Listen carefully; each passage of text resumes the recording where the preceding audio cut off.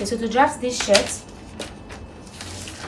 the length I need is, I want it to be as long as 26 inches, but what I have here is 24 inches. So I'm going to work with 24 inches. When I'm transferring the pattern to fabric, I will add the 1.5 inch difference that I want, okay, and I also add the folding allowance. So what I have here is 24 inches. So I'm going to work with 24 inches. So I'm using the whole of it, and then because it's going to be that long, which means it will be getting to my hip area, and so I'm going to be using the largest part of my body measurement to divide this pattern into front and back, which means I'm going to be using my hip measurement, and my hip is 42 inches, and 42 inches divided by 4 will be 10.5. so I'm going to be using 10.5 to divide this pattern paper.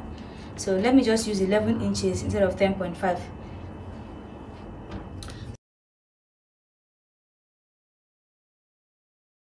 Okay, so I have the 11 inches here and 11 inches here. So I'm going to be drafting this part to be the back piece, and this will be the front piece. Okay, so now for the back piece, because it's a shirt, there's not going to be zip at the back. So since there's not going to be any zip at the back, we don't have to add any zip allowance. Okay, boom. And then for the front is going to be having the allowance for the buttons. We're going to be adding the allowance for the button flyer. Now for the button flyer, if you want to make your button, if you're going to fold your button flyer with 1 inch twice, which means you have extra, you need to add extra 2 inches to the front piece. And then for the button flyer to overlap each other, you need like ½ inch, so you're going to be adding 2.5 inches for that. Now but if you want to use 0.75 inch to overlap for to fold your button flyer, then you're going to be adding 1.5 inch. Then if you add ½ inch for overlapping, for it to lap each other, you're going to now make it 2 inches. So I'm going with the second option, which is the 0.75 inches. So I'm going to be adding 2 inches at the beginning for the front part, and these 2 inches is going to be my button flyer. So here, 2 inches. This is my button flyer. Okay, all right, so now let's impute the measurement. So my shoulder measurement, my shoulder is 15 inches, and divided by 2 is going to be 7.5.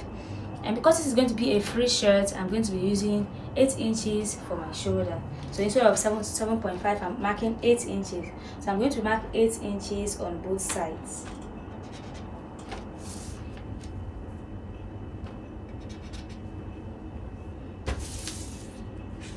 Now for the front, I am going to be starting my 8 inches before the button flyer. So let's be conscious of that. Okay, now I am going to be marking at for the front slant. I'm going to be marking at 1.5 inches. For the back, I'm going to be marking at 1 inches for the shoulder slanting. And then I'm going to be imputing the shoulder armhole, the armhole measurement. And to get your armhole measurement, I usually work with my bust. So my bust divided by 6 will give me I will divide your bust by 6 inches and add 1.5 to it. So mine 35 inches divided by 6 plus 1.5 will give me 7.33. So I'm going to be marking at 7.3 here.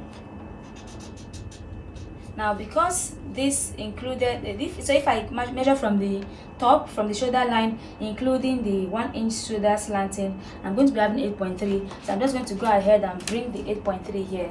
So instead of remeasuring it over here. So now I can connect these two lines together.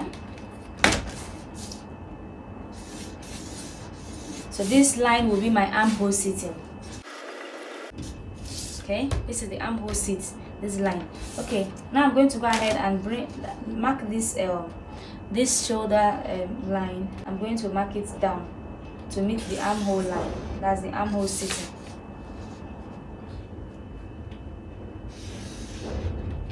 Okay, Now to get the neckline, for the neckline you are making a shirt, which means the shirt is supposed to be exactly on your neck, like it's supposed to cover your neck bone. So now to get, if it were to be a round neck dress I'm making that's going to just sit on top of my neck bone, what I usually do is divide my bust measurement by 12, and that usually gives me 2.9. But now because this one is a shirt and I want it to really be on my neck, I'm going to be using 2.5 inches for my neck line. So I'm marking 2.5 inches here, and then for the back I'm just going to use half an inch for the back to slant this 2.5 inches. So the depth for the, oh, I made a mistake. Okay, so for this is the back. I keep forgetting because I always work with the back here. So I'm going to be using 2.5 inches for the back, and this 2.5 inches I'm going to be slanting it with half an inch for the depth for the back piece. So I'm going to be marking out half an inch. So I'm using half an inch to slant the back, and then I can now connect this shoulder, the neckline, to the 1 inch shoulder slanting.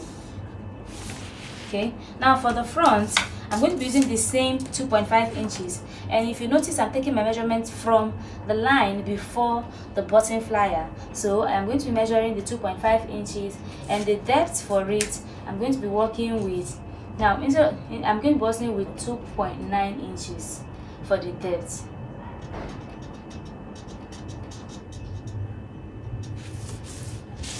So I'm going to just use my ruler to curve this. Now for this front I'm just going to extend it with a straight line for the up to the button flyer. Now this is our front. I will now connect the neckline to the 1.5 inch shoulder slant. Okay, the next thing I'm going to do is curve the armhole line. Now for the front I'm going to go up by 3 inches, and then I usually come in by 0.75 if it's a dress that is going to be hugging me. Note that very well. If I want the dress to like hug me, to be tight on my body, I use 0.75. But because I want this dress to just be free, it's a free shirt, I'll be using half an inch. Please note that. So I'm going to be ruling this half an inch to the shoulder slanting, and then I'll use my ruler to curve here in. Now for the back, I'm going to divide the back into 2, the back armhole into 2, and I'll mark the middle, and I'll also come in by half an inch as well.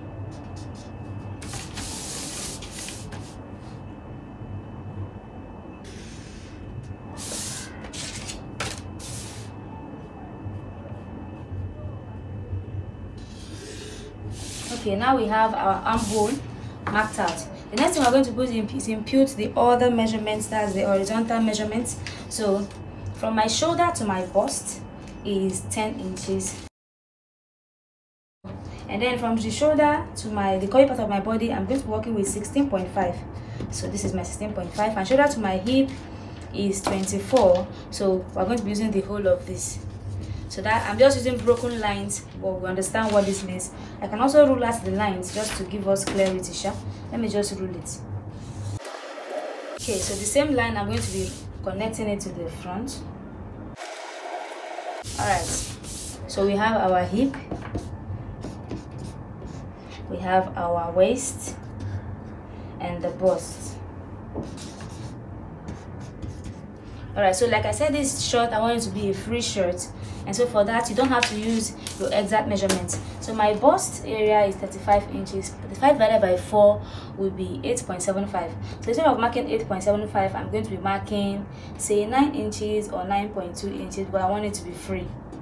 Okay, and my waist area, my waist is quite curvy. My waist is 28 inches. That would have been 7 inches if I had to mark it, but I don't want it to be curvy, so I'm just going to be using 8.5 inches or 8 inches for my waist. So I'm using 8 inches for my waist. And then for my hip is 42 inches divided by 4 will be 10.5.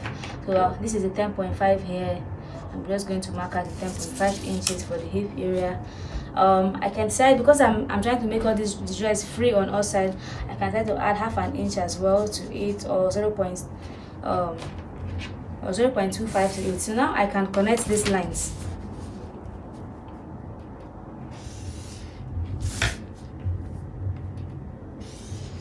Now I don't want this dress to have a pointing line. I'm just going to go ahead and smoothen this line.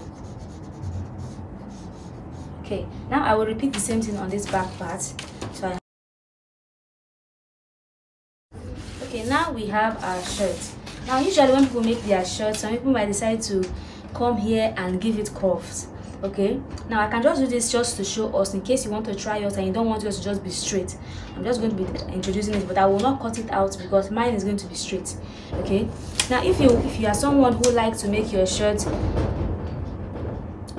not to be straight, you want your shirt to have some curve on the side, you can come here and come in, say, by 3 inches, and then you can come up by 2.5 inches or 2 inches, and then you will take your curved rule and you will connect these two places together.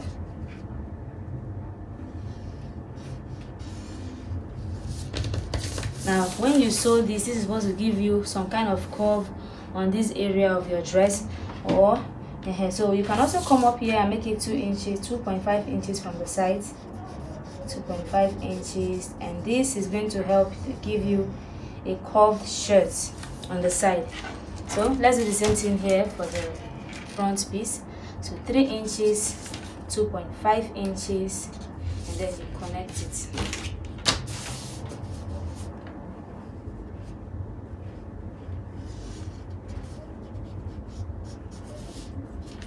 Now this is for if you want to give it some curve on the side. Mine is going to be straight, so I'm not using this marking, please, so that we will not get it twisted. I'm not using this place. I'm going to be cutting it straight with the original markings. Now I'm going to go ahead and cut out this pattern because we don't have really much to do here. I'm just going to go ahead and cut out this pattern. Now I noticed that this from this bust area, I did not mark this line up to the armhole. I'm just going to straighten it. Just extend the line to the armhole, and that's it. So let's cut out our pattern paper.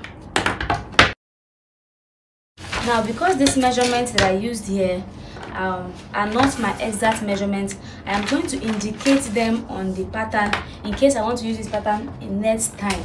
So my shoulder SH, I used 8 inches here. The bust, I used 9.2 for the bust area. For the waist, I used 8 inches, and for the hip, I used instead of 10, I used 10.8 instead of 10.5.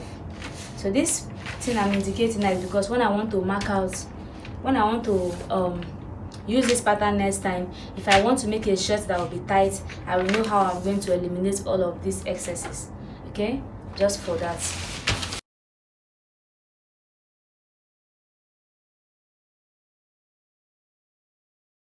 I'm indicating the neckline here that I used 2.5 by 2.9 for the neckline.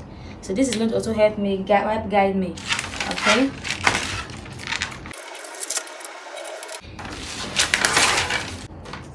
Now this is an already drafted sleeve. I have multiple videos on how to draft a sleeve in our channel, so you can go ahead and check it. I will drop the link as well. I'm going to be dropping a link on how we draft our basic sleeve. So all I do is take out the basic sleeve that I've already drafted. When I take it out, I just place it on a pattern paper and I redraft, and I just cut out what I need for that one. So for the length I need for this one is not so long. The length I need is about 13 inches. Is for a shirt, it's a 13 inches, but when I'm cutting it, I can come up all the way to like say 8 inches to cut it. So I might use 8 inches when I'm cutting it, so I don't need so much for it. Okay, and as you can see, I added so much excess allowance because I also want the sleeve to be free. I don't want it to be tight on my body. So this is our pattern, our shirt pattern.